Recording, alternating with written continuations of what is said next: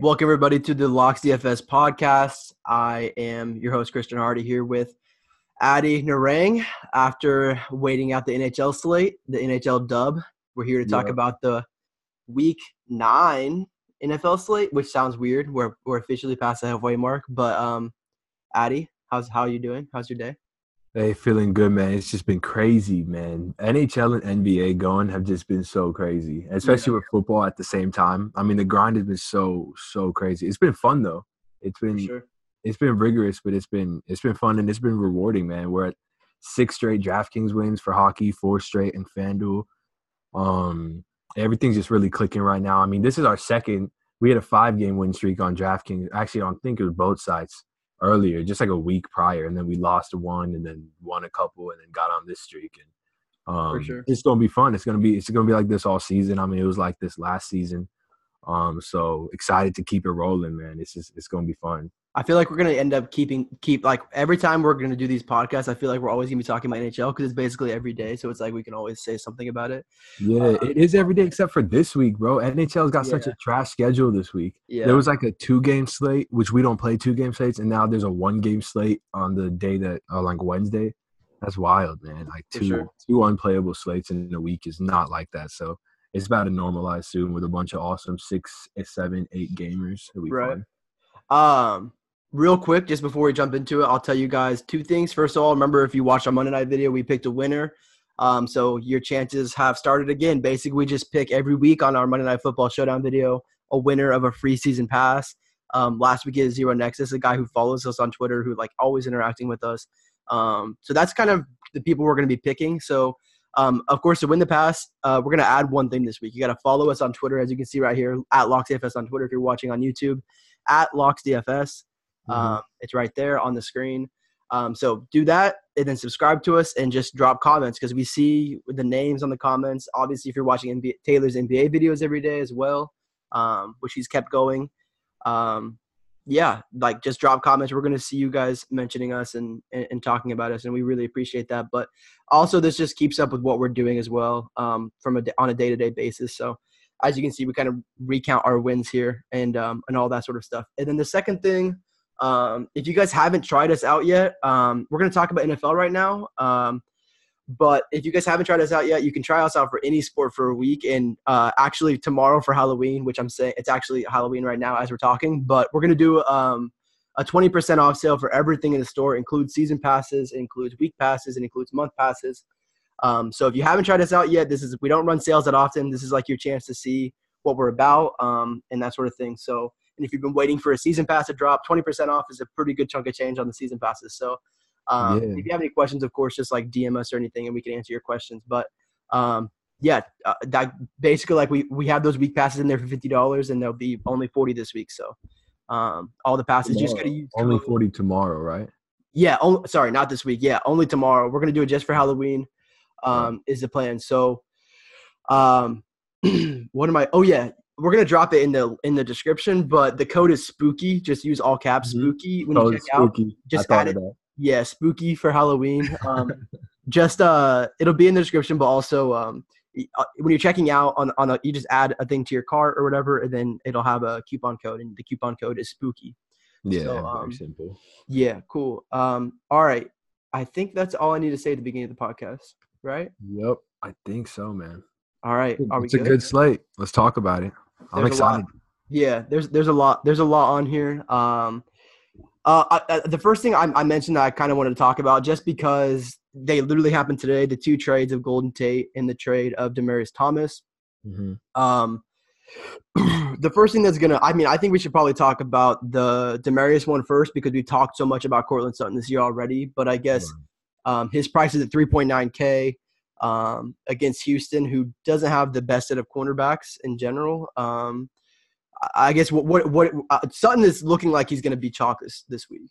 For sure, man. Finally, the week has come, man. I've been talking about Courtland Sutton since week 1, and finally the week is here. I'm kind of mad that he went from just being this like low-owned GPP flyer because he was about to pop off, man. He was so close. He hadn't done it yet.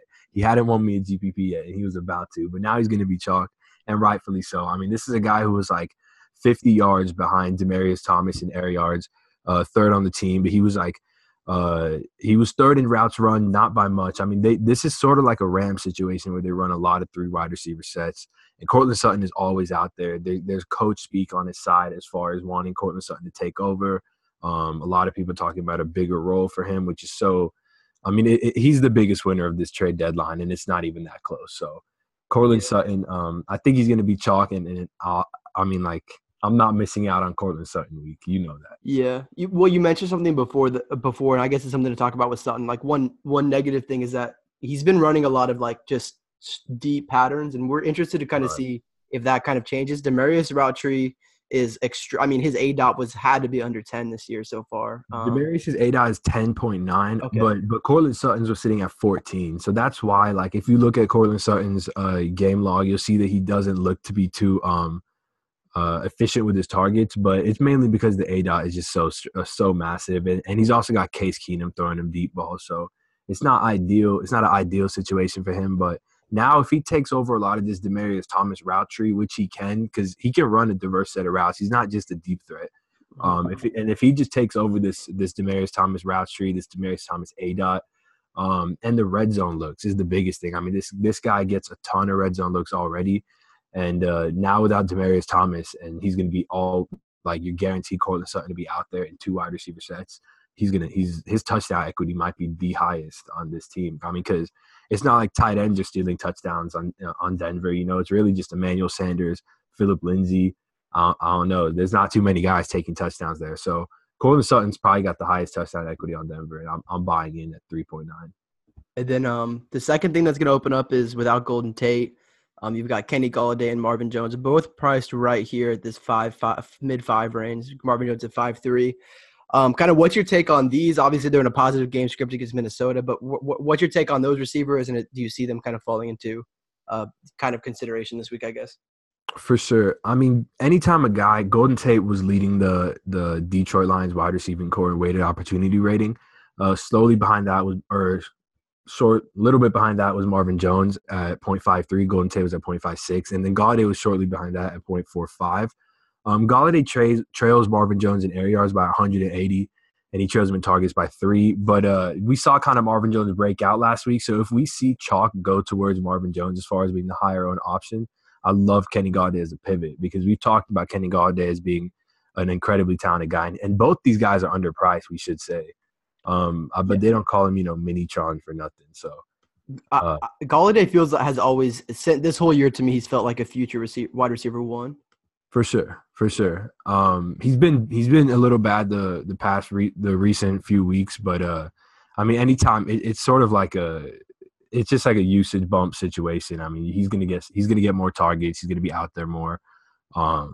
Again, similar to Courtland Sutton, higher touchdown equity now. So it's just a bunch of pluses for him. He will have a tough matchup on the outside versus a Minnesota defense that's not bad versus the pass.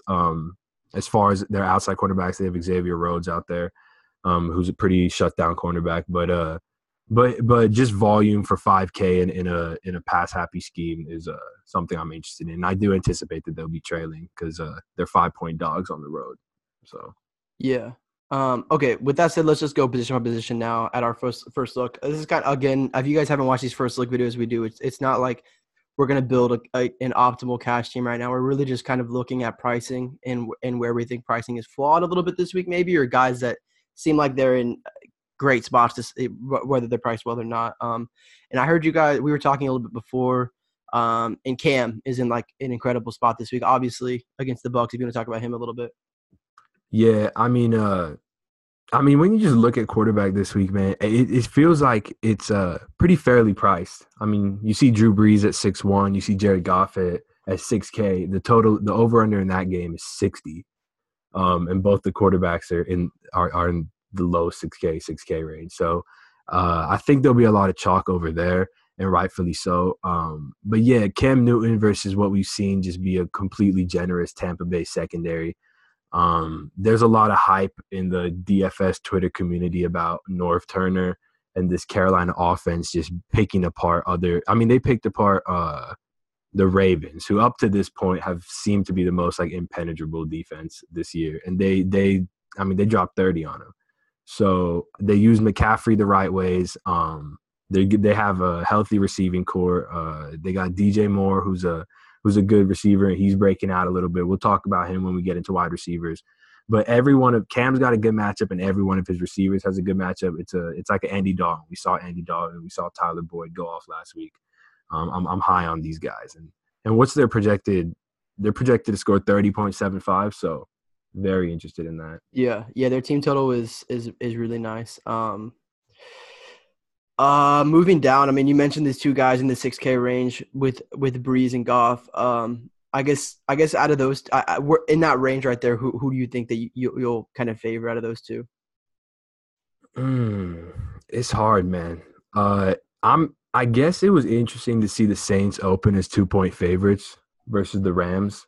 I mean, the Rams are undefeated. You know, how often do you see an undefeated team open up as 2-point underdogs in Week 9 when you're 8-0?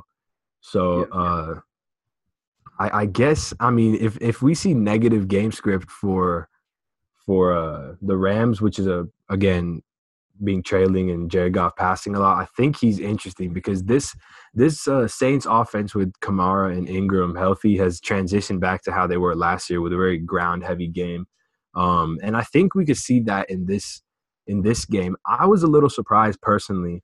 And I don't know if I'm overthinking this because this game is taking place in New Orleans, which is, like the course field of NFL DFS. And again, this is a first look, so it's kind of like my first time looking at all of this and breaking it down. But I was a little surprised to see a 60 over-under. I mean, I know these offenses are amazing, but it feels like both offenses' game plan would be to keep the other offense off the field. Yeah, I think that could lead us to sort of a lower scoring game. I think we'll see a lot of ground and pound. I think we'll see these teams play slow. I mean, the Rams are 29th in the league in second half pace. New Orleans is 30th in the league in second half pace, mainly because these guys are trailing. But that just shows that these guys play slow when they're running the ball. And I think they're going to really try and establish the run to keep both offenses off the field. So I wouldn't be surprised if this game hits the under. You know what this game kind of feels like to me? What was that one game earlier in this year where it just moved real quick? It was like the Giants and I think it was the Saints too. Was it the Giants Saints? Yeah, on Sunday night.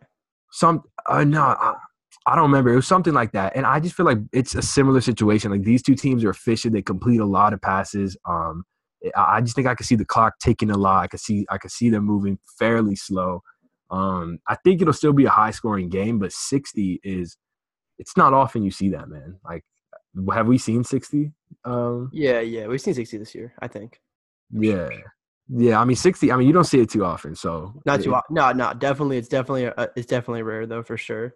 Yeah, so I'm interested in him. But I think just for me, I'm gonna go with I like the upside of Cam, even at 6.6K. This guy was like the fantasy darling in 2016. So like I think they're using him in like a similar role to that. I mean, he's rushing the ball again like he used to. So I think Cam's upside is kind of unmatched here. Besides, obviously, Pat Mahomes, who's also in a good spot. If you're looking value under those guys, I consider pretty much everyone under their value, just about. Mm-hmm. Kind of anyone that you're thinking about down here. Obviously, last week you like Jameis Winston, and that went south with his 4 interceptions.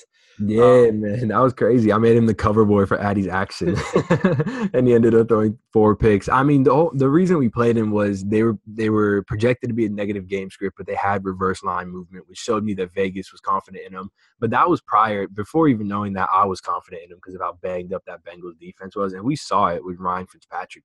Picked him apart. For sure. It just looked like something was wrong with Jameis Winston. I mean, we talked about how he'd have time to throw. That he did. He had a ton of time, lots of clean pockets, but he was just missing guys. But the thing with that is he still put up 12.5.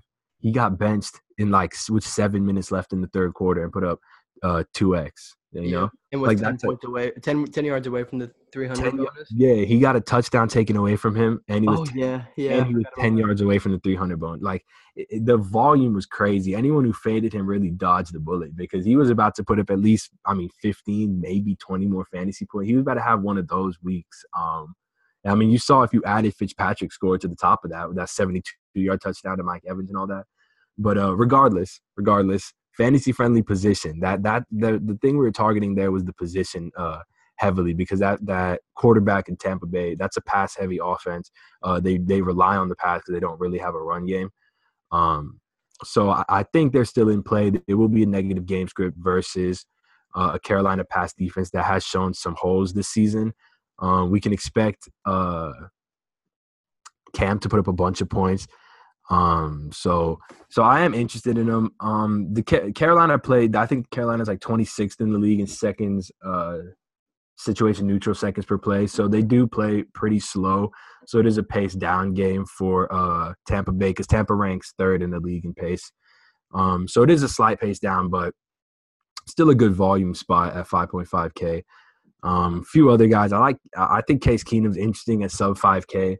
I think a lot of people will pair him with his number 1 wide receiver for sub 9K. So I think that'll be a pretty common pairing. If not in cash, I think it'll be pretty popular. Sub 10K or no? Sub 9K. Yeah, I think you're right. Yeah. It's like 8.8K. Yeah, I think I'm also interested in Joe Flacco. I'm not going to talk too much about Case Keenum. I think it's fairly straightforward. I mean, he's 4.9K. You're looking for 12, 15. He can get that for you easy. So he looks like the only one down here to me. I think Flacco looks cheap to me, man. At 5,300. I just that seems like to me. I mean, that Baltimore offense just isn't interesting to me. I mean, they play at a fast pace. They're very. I always say sneakily, man. I don't even know if that's a word. Is that a word? Sneakily. Yeah. They're very sneakily the second fastest paced team in the league. We know Pittsburgh can put up points. Pittsburgh's a pretty fast-paced team as well. We know they can score points. No, that's kind of what I was thinking, though. I think that they'll play pace down because Pittsburgh's on the road. I could see it. I mean, we could environment against a good defense. Yeah, we could. I mean, we could. Just got railed last week, by the way. Right. I don't know. They did. I didn't really watch that game or look too much into it, but I mean, but Pittsburgh, man, like you can bank on. I know Ben Roethlisberger 1 p.m. games on the road is kind of like where he sucks, but just when you can bank on talent, you can bank on AB, Juju, James Conner getting some points, scoring some points. I think this game, I mean, I don't think it's going to shoot out. I'm not saying that. The over-under is like 47.5, but 5,300, you're getting a high-volume quarterback who's got solid weapons everywhere. So I think that's in play as well. Man, that's – I mean, there's more. I mean, we can keep going. No, I wish we should move on. Just a heads up, avoid Nathan Peterman. 4K. Oh my God! Don't even bring. I thought we weren't even going to talk about that. Don't fall for Nathan Peterman. He's 4K. If anyone writes up Nathan Peterman that you read and tries to talk about QB value there, like no. Yeah, don't listen. No. The defense is more than Nathan Peterman. The defense is 4,100. Nathan Peterman is 4K. Yeah. Don't go there. There is no value there. All right, let's go to running backs. I think we talked about quarterbacks enough, probably. Baker's in play. Yeah, I was going to say Baker seems like he's in play for sure. But Baker has the worst offensive line in the league, and he doesn't pay $400 more for Goff or Breeze. I feel like though. Yeah, for sure. That's what I'm trying to say as well. Matt Ryan looks cheap to me at 5,700 on the road. But it's a tough matchup versus Washington. Washington's more susceptible on the ground. So we'll just see. But I just feel like I'd rather just get up to that 6K range because I'm not too interested down here. Wow. He's only played 2 away games. I was like, but he's still only thrown 1 touchdown in 2 away games. Interesting. Right. That is interesting. All right. Yeah, I mean, that Kansas City defense is atrocious, and it should be positive game flow for him too. But so, all right, running backs. There's pretty much these 2 top options I would say these top 4 options are really interesting to me at least. And so I guess being Gurley, McCaffrey, Hunt, and Kamara. I guess the first thing to talk about is Gurley because he's so far ahead of the pack. Do you feel like this is we saw last week a lot of people not jamming Gurley in, and that's probably just a product of so many other top options, Mixon, Hunt, and Connor, because everyone seems to be spending a running back. That's like a no-brainer at this point, it seems like. Then find your value at receiver wherever it may be, and tight end and defense or wherever. But Gurley at 9.5, he came down a little bit this week. Again, that game total is really high, a shootout type of game total. But on the road in New Orleans, kind of how do you feel about Todd Gurley? I mean, I love it. Like, not too much to be said. We see Todd Gurley really pop off for monster weeks when his receiving game upside is higher, which it is in this game because we do project them to be trailing.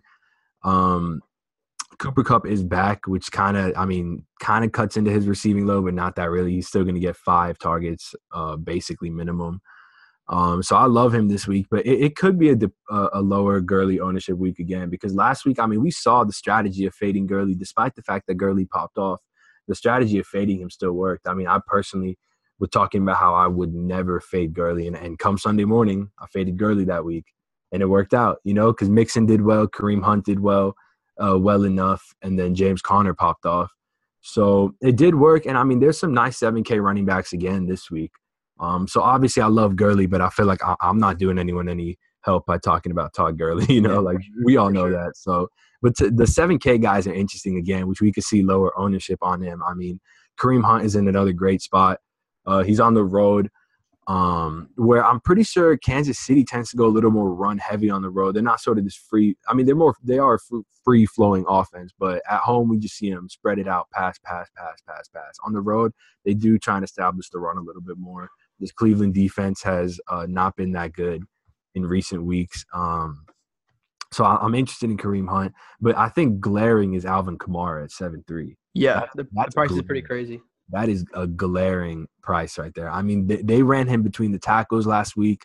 We saw when Mark Ingram returned, that was versus Washington in week 5. As you can see, Kamara only got 6 carries, and everyone was kind of overreacting to, is Mark Ingram going to be the lead back here, or is this Kamara workload gone? No, I don't think that's the case. We saw after the bye week, he started running the ball between the tackles again. You can see versus Baltimore, he had 17 carries, and next week he had 13 carries. Those are in both pretty tough matchups, and he did fairly well. Didn't he get a short touchdown this week? Yeah. He's kind of like, I mean, it's free flowing, man. I think a super good strategy this week, if you're kind of like on the narrative that the Saints kind of control this game and run the clock, I think it's not that bad of an idea to just play both Saints running backs, because Mark Ingram's sitting there at 5K. I know we haven't gone down there yet, but if you can just play both Saints running backs for 12.3K, I don't mind that at all. Just get all the equity there on the ground. And they use Ingram in the pass game. So I really like Kamara. I think he's probably going to be a lock in my lineup as far as Wednesday at 1:52 in the morning. But I love him. I think McCaffrey's probably going to be the chalk. Wouldn't you think so? It looks like it.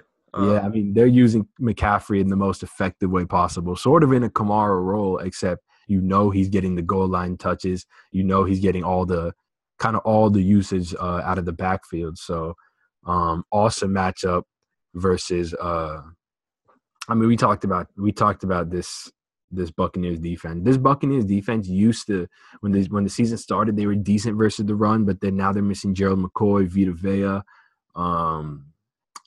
Quan Alexander towards ACL. He's out. I mean, that's an all-pro linebacker that they're missing. Like, they're missing some key pieces on this defense. They're a mess. Their offense, on the other hand, likes to put up points, keeps teams kind of throwing. We know McCaffrey's kind of game flow independent. It doesn't really matter because he's obviously an awesome receiver and he can run between the tackles. So I think McCaffrey's, like, people are going to see what Joe Mixon did last week and they're just going to lock in Christian McCaffrey, and I'm probably going to join them. Yeah. And it also definitely seems like a game that they will probably control. Like, if the Bucs are going to win, they're going to win on Ryan Fitzmagic. So, Yeah, I agree with that. Moving down, Connor, tough matchup on the road to Baltimore, but any interest there? Not for me. Keep going down. Yeah, that he's just too closely priced to Alvin Kamara. He's 100 off, so not for me, but for tournaments, sure. This range all looks kind of tough. The first one that maybe, I mean, both these guys are okay, but Phillip Lindsay probably is the first one that really. I mean, Royce Freeman's questionable. We don't know. I forgot about that. Yeah, we don't know what the word is with him. The Phillip Lindsay game was interesting this week, man. He got 18 carries, which I think was more than most people expected, just because Denver kept that game more competitive than most people expected. The pass game usage again was only 3 targets. Show me how many targets did Devontae Booker get? That's what I'd be. Again, this is our first time looking, but if he got more than Phillip Lindsay, which I think he did, yeah, he got 4 targets and 9 carries. So I think that Phillip Lindsay price is kind of fair where he's at right now. He gets a few touches, but it could have gone poorly. I think we could see Denver control this game. It's kind of a pick 'em right now. I think both teams are projected to score 23 points, but there's been some movement on Houston, which I guess is to be expected because Houston's one of the hotter teams. They had a nice island game win. So I think we could see the public being on Houston, but this is in Denver, which is historically a really tough place to play. So I think we could see Denver control this game, which would bode I think, better for Phillip Lindsay. And this is all dependent on Royce Freeman being out. If Royce Freeman's in, then I'm probably not even touching the situation. Aside from that, man. Yeah, I was going to keep moving down. I mean, we mentioned Mark Ingram at 5K. But I guess if you want to go even further down the mark, is there anyone here that stands out that you could give value at running back?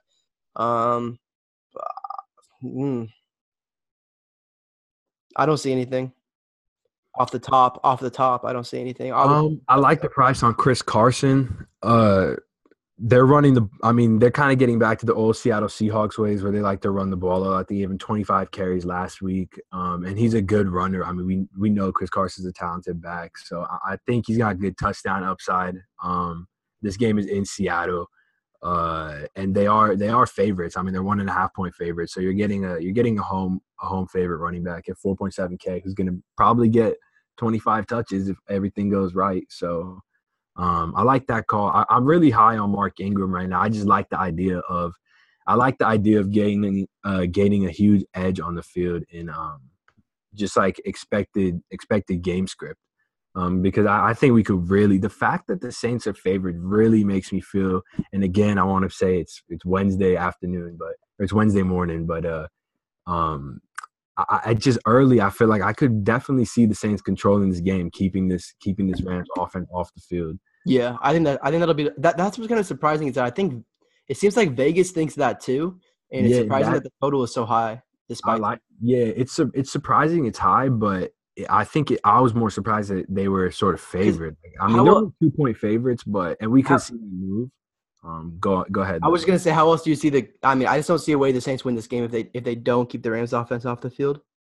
Right. I mean, the way that this could go poorly is if LA jumps out to a quick 14-0 sort of lead. But even then, we've seen the Saints rely on their run. I mean, the Saints actually, it's interesting. I saw an interesting note on the slates when I was looking at pace stats this week. Let me pull it up real quick.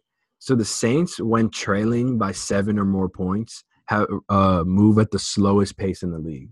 32nd in the league when trailing by 7 or more.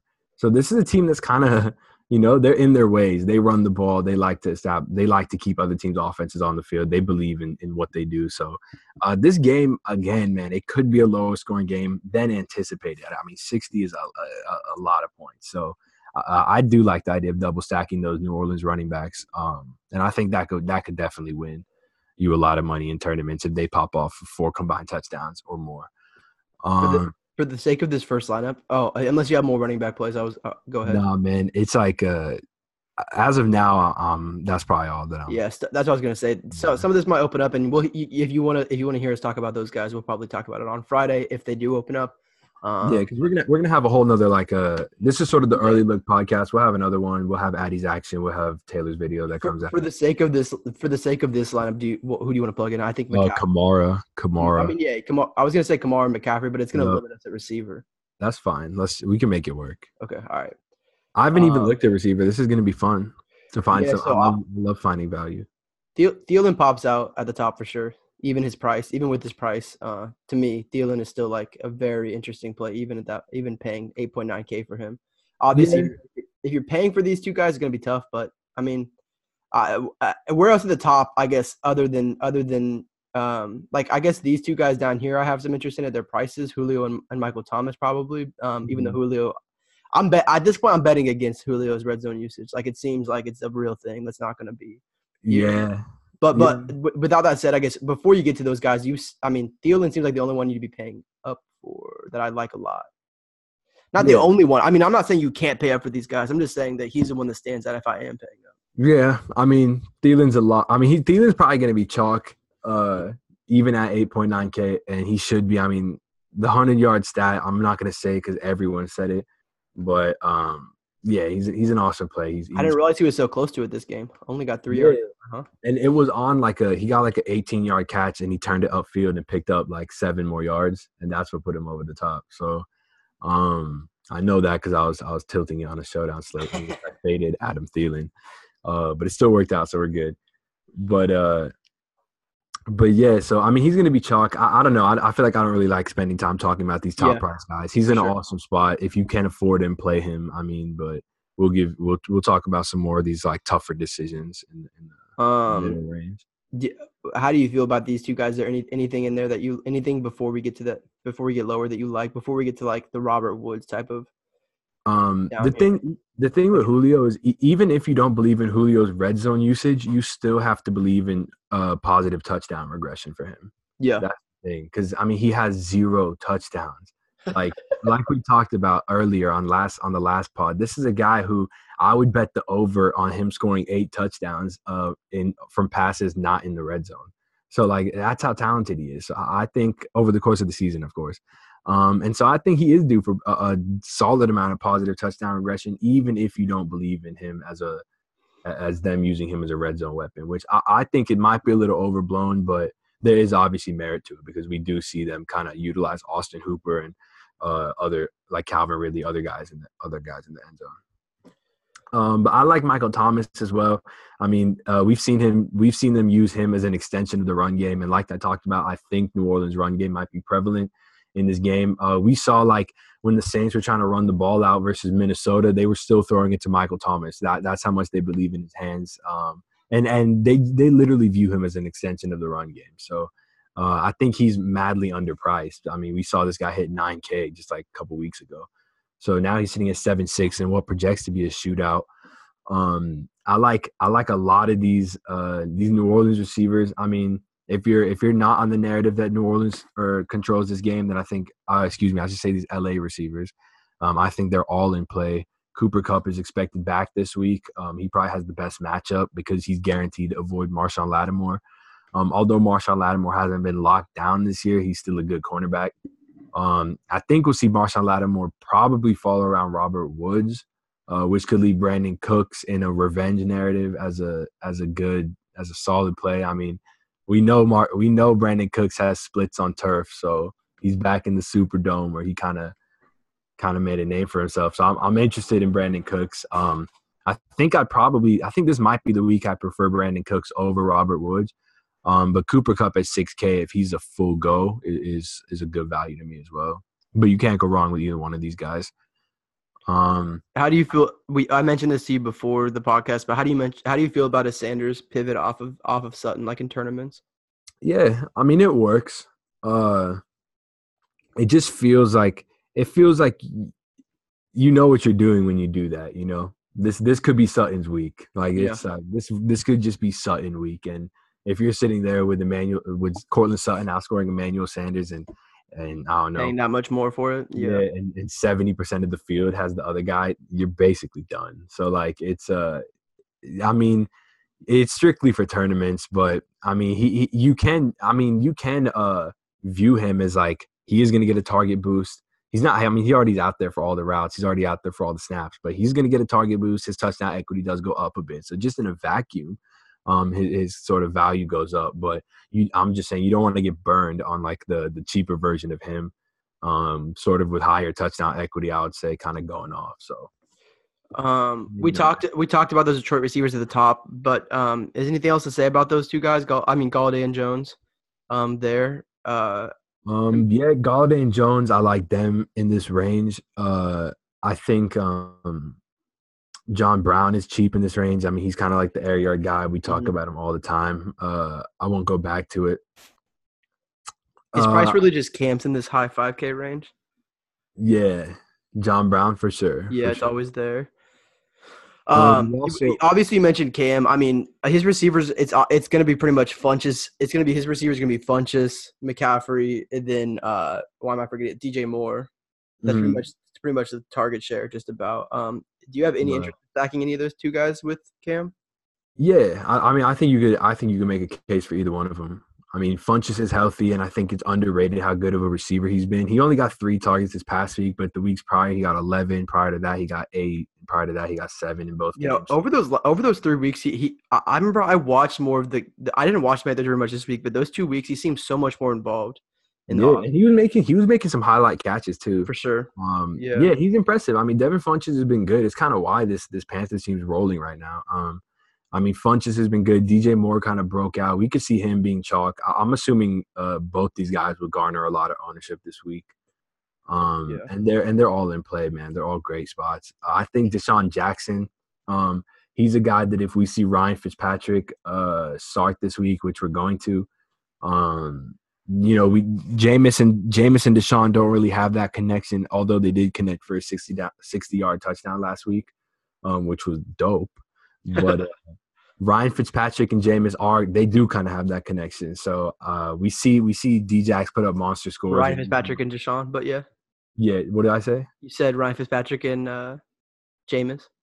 Oh yeah, Ryan Fitzpatrick and Deshaun have that connection. So I'm interested in going back to him at 5K and what should be a good game script for that Tampa passing offense. But yeah, aside from that, man, I think Doug Baldwin looks cheap to me at 5.3. I think he's back, man. I think he's back. Health-wise, I should say health-wise. Yeah, I'm with you. Yeah. He didn't have a good game this week, but that's what limits his upside is the fact that Seattle, if they can be, are going to be a run-heavy offense. And they're gonna leave Russell Wilson with a bunch of high efficiency throws. They do let him throw for touchdowns a lot. So I mean, Doug Baldwin's touchdown equity is as good as it gets, sort of in this low 5.3K range. But you kind of have to take it with the fact that the yardage, unless he pops a big one, might not be there. Because it's just the volume. It's probably not going to be there. They are favorites in this game, and I'm of the belief this Chargers offense, when clicking, is one of the best offenses in football. So we could see him put up a few points. Their team total is fairly low at 23, talking about the Chargers, and the Seahawks are at 24.5. So I don't know. I think if we're just talking about pricing, Doug Baldwin seems fairly cheap at 5.3K, but it's been like that for a couple weeks. You feel like he's all the way healthy? I didn't watch that game. But I don't really know where. I think he's dusty. Like I think he's I don't think he's like in his prime or anything, but I think as far as healthy as he's going to be, I think this is I think he's good to go. I think he could have a big week at this health for level, sure. So. Scrolling down, Sammy Watkins broke out last week, but I don't really expect that to continue. Do you have any interest in? Go ahead. I just believe in this whole Sammy Watkins at home thing. I mean, I don't know. Maybe if they try and get him involved more, but his home targets as opposed to his road targets have been so drastic. The fact that he's averaging over 8 targets a game at home, but on the road is dropping to 4. But we could see him just try and get him more involved, because they are a better offense when there's more guys that are threats. So I mean, yeah, I think he's fine, but I'm probably not going there.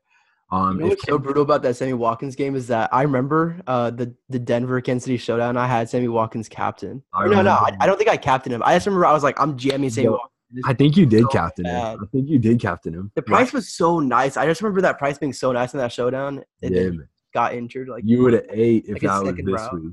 If that was this week, you would. Oh yeah, it would have been crazy. Yeah. Anyway, yeah. But DJ yeah, Moore, 4.3 talked about. Oh yeah, between those two, anyone? DJ Moore and who you said? No, between DJ Moore and Sammy, yeah, right there between 5 and 4.3. Is there anyone in there? Let me see. Demaryius Thomas revenge game. I mean, I think DT's washed, and he's so washed. He might only get 20 snaps. So yeah. I was totally kidding. Yeah, for sure. Probably not. We could see if Kenny Stills is out. We could see Devontae Parker get back into play again. I mean, he's talented, man. He made me money in the showdown slate, so I'm on it. But yeah, I think Kenny Stills. What's the word on him? Yeah, I mean, we haven't heard. It looks like the last RotoWire blurb was just on Thursday, and it says, I mean, Rappaport said that he has a shot to play in Week 9, but that was all the way back on Thursday. So I don't think we really know anything yet. We'll know. I bet he's not going to practice on Wednesday. Then maybe if he gets limited on Thursday or Friday, he might play. But okay, I mean, they're cheap, and if he's out, then Devontae's back in play. But yeah, I think that's Jets corners are pretty trash.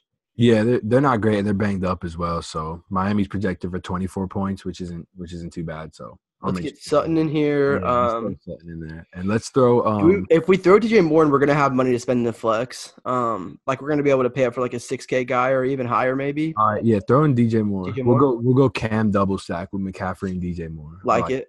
I'm kind of tempted to run it back with Deshaun Jackson right here. At 5K, I mean, I think that's interesting because that'll leave us good money for tight end. Let's look at tight end. Let's talk about it, man. This is first look for me, so I'm breaking this down. Let's get the defense in real quick. Yeah. Do we want to just plug in cheap? I mean, you mentioned first time around. Yeah, give me Denver. Broncos there, yeah. I mean, Houston's offensive line is not good, man. Deshaun Watson is prone to turnovers. Not in college. That's been the same. Prone to turnovers and just prone to sacks in general. Is a guy who scrambles around. I feel like doesn't have great pocket presence in general. I don't think. I don't feel like when I'm watching him, but you know, we are seeing the public kind of move on Houston, but I think that could change as the week goes on because this Denver pass rush has been buzzing the past few weeks with Bradley Chubb really coming into his own and Von Miller just being Von Miller. So right now, if we get a tight end for 3.9 or less, we can play Thielen in the flex. Jeez, can we really? 3.9 or less. But yeah, go ahead. And this is my first time looking at tight end too. I haven't even looked at these prices. Like we talked about all the other positions before the podcast, and we didn't even look at tight end at all. So this is literally my first time. Mm-hmm. Anyone you see that stands out on the top? Off the top. I mean, I know we already have for this lineup. We already have 2 Carolina guys. Yeah, that's the first guy who stood out to me too. Greg Olsen. Yeah. Yeah, he scored a touchdown in back-to-back games. His target count is modest, but I mean, he is probably their top red zone weapon, maybe outside of McCaffrey. But that's it's close, and so I think he's in an awesome spot. We targeted OJ Howard in this spot last week. That paid off, regardless of the quarterback. That was going to pay off, and I think it's sort of the same thing this week. With Greg Olsen. I think we'll see people go back to David Njoku, which is also, that's a fine spot to go to. He has seen higher usage. What was it? We're gonna see. Was he on the field this week? Like for real?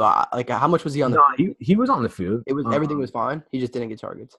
I mean, like it was crazy that he was chalk, man. And that's the thing. That's the thing with this week is just. We talked about that Cleveland offensive line being horrible, and we talked about the Pittsburgh pass rush being good. Like you rostered a right tackle, that's what people rostered in David Njoku. They rostered a right tackle. So I think that could be the case for a little bit of the future versus Kansas City as well. So it's like, but he's a fine play because he's got upside and we know how talented he is. But I think just the fact that he's probably so closely to Greg Olsen, I think I like Greg Olsen. That's how I feel too, yeah. I feel like, bro, man, I feel like I chase Jordan Reed all the time. But, like, at 4.8, man, 12 targets last week versus Atlanta. Perfect matchup. It's kind of like, I'm going to be chasing that. I know I'm going to be chasing that. So, actually, we didn't even talk about Alex Smith at 5K. I noticed that. I definitely noticed that. It just felt like talking about Alex Smith would yeah gross. Yeah, exactly. I mean 5K is really cheap for the matchup. Really cheap. Yeah. So I think this is a really good spot for him. And this Atlanta's sort of been a get right spot for a lot of offenses. So I think Alex Smith. I mean he is in play. But for the sake of this, we'll talk about Jordan Reed. I mean 12 targets last week. I talked about this like theory I had about just like high scoring offenses funneling targets to the middle of the field so that they don't give up like points in bunches and they can just continue doing their thing. I think that's the case. I mean, we know that Atlanta kind of gets ripped apart over the middle and they do naturally funnel targets to the middle because they do have 2 good cornerbacks in Robert Alford and Desmond Trufant. So I do think the tight end, pass catching running backs, this is a good spot for Chris Thompson as well. I'm surprised we didn't talk about Chris Thompson, actually. I kind of skipped over him. I think he had a Q by his name, which is why. He did. Yeah, so I mean, we'll just keep skipping over him, but Jordan Reed, 4.8K. I think that's kind of my top tight end as of this first look. When we plug him in, how much do we get? I bet we're gonna fall in this running in a running back. Run it back. Julio Jones. Fits perfectly. That's the team. Yeah. I love it. I like that. It's correlated, which I like. It's a good little GPP team, you know. The little Carolina double stack running back with a high upside receiver in Deshaun Jackson. You got another high upside receiver in Courtland Sutton. 2 pass catching running backs. This is a great team for sure. Yeah, this is an awesome team. In terms of build. Cheap tight ends. Do you want to run through any? Let me look, man. I haven't looked too much. We saw Chris Herndon catch a touchdown last week. He was the guy I think a few people played because he got 7 targets the week prior. He only got 2 targets this week. I think this is a guy who you could kind of keep an eye on, but I won't be going there for now. Kyle Rudolph is interesting at 3.6. We don't usually see him this cheap. I think he was 3.6 last week, but prior to that, he's typically in the 4K range. He got 7 targets last week, so he's interesting. Aside from that, man, I think that's probably it. It seems like you've been paying up for tight ends a lot this year. Like not all the way up, but in this range, in this like in here, really. Yeah, for a lot of. I think coming into like when I first started playing defense, I think pay down for tight end was like more of a strategy than it is now. I think now it's like you can really get an edge at tight end if your tight end does well, you know, and it's really not that much more to get a good tight end. It's like 1,200, maybe more to go from like 3,700 to a 4,900 tight end.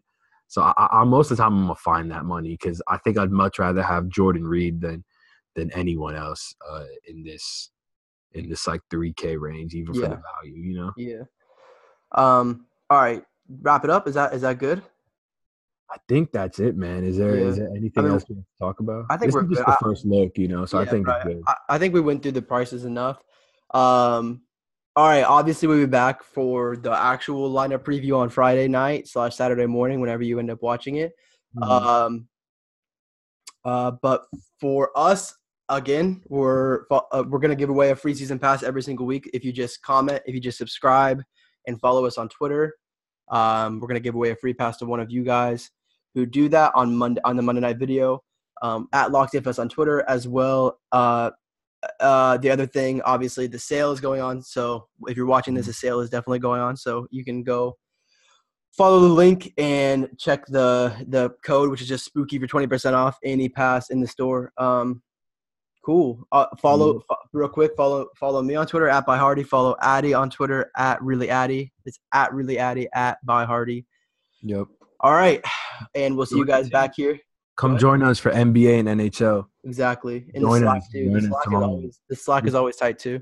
Oh, yeah. And when you join, if you're a season-long member, hit us up to get into the Slack chat. I mean, we'll probably reach out to you as well because we love getting people in there. So, like, if you're a season-long member, hit us up, get in there because it's jumping in there. We've been rolling, so the interaction's dope. So definitely hit us up. That's like this spot. I mean, I feel like all of us get a lot of DMs and stuff that sometimes we don't always get to. And it's fun, man. Slack is like always. We're always on Slack. Slack gets the first updates as well. Like it's important. It's part of being a season-long member. It's a bonus that gets to that. Like when we make changes, it goes in the Slack first. Then we make the change. Then we post it on the site. Yep. And then we update it on Twitter. That's kind of the order it goes in, you know? So it's like get in the Slack because that's breaking news. That's everything. And you get to celebrate in there with us, so it's fun. Yep. And tilt with us sometimes. The tilting is what brings us together. Exactly. The tilting is what brings us together. Yeah. Yo, should we talk about the little November challenge we got, or is it too late? We can talk about it.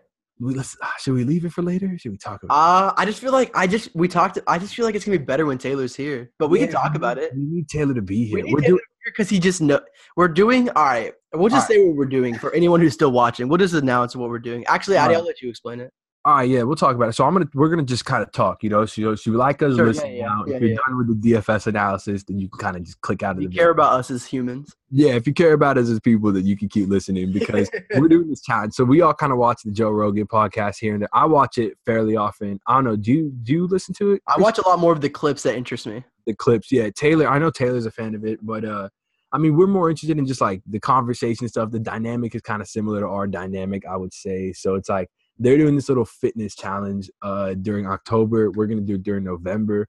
We all got heart rate monitors that we're gonna wear, just like on our chest, like a little heart rate monitor. Yeah, you snap it on when you work out. Yeah, it's called the MyZone 3, MyZone app or something. You know, so we're gonna all compete with each other. It kind of tracks your effort. It gets to know you, and it tracks your heart rate, tracks your effort.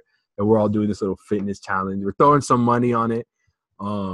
Should we wait for Taylor to let him know how much money we're throwing on this? Because this is crazy, man. We're all throwing $1,000 each. We're throwing a band. These guys somehow convinced me to throw a band on this. $1,000 on this. So winner's getting two bands. Oh my God. So much money. And more than that, bro, the pride in this is huge. Like, but we all think we can win. I think we all think we can win. We do all think we can win. I wish Taylor was here to talk about it because Taylor is so confident in himself. He's so confident. And rightfully so. Crazy. I think we all think Taylor's probably the favorite because Taylor's got this kind of like just drive about him where he kind of just like locks in and just doesn't lock out ever, like doesn't clock out. So I think we're all betting guys, but I don't think Taylor's anything more than like -150, -160. Yeah. You know, if that. If that. I think it's if that at this point. Plus, there's two other guys. Like, man. It's -150. I mean, see, -150 feels high for facing two other guys who can beat you. Yeah, it does, man. Because we got pride, man. We got pride. We're going down swinging if we're going down. And we get to see how many points he's scoring all the time. Like, I'm gonna. I mean, this is $2,000 profit we're talking about right here. That's like, bro, that's big. I'm going hard. I mean, I get back to Denver on November 1st at like 11 a.m. We'll register the belts and we'll go from there, man. Yep. Yeah. Actually, if you're still watching, which means you obviously, kind of fuck with us as people. If you're still watching, comment below. Let us know who you think is gonna win. Because I'm genuinely curious. So, like, if you want to leave a comment, I'm going to give slight preference to people who leave a comment about who they think is going to win this challenge. So For sure. That'd be sick. Who you think is going to win this challenge genuinely. Christian, Adi, or Taylor. Who's winning this? Because I think it's me. We all think we're winning it. So let us know. I'm curious, man. I want to know what they say. I feel like they don't have enough information about all of us just off what you know. Just off what you know. Yeah. Just off what you know from videos. And if you want to throw in some random analysis of why you think we would love that. Yeah, just let us know because we read the comments like we love the comments, guys. Like, really. Yes. So definitely let us know. Sure. Please do. We'll keep you guys updated probably like once or twice a week. Let you guys know what's going on with that, and let you guys know. If I'm winning, I'm gonna talk about it a lot. I don't know if I'm losing. I'll honestly be scared of if I'm winning, am I gonna be more complacent or more driven? I don't even know. If you're winning, probably driven. I think so. I think driven too. You'll be like, well, like.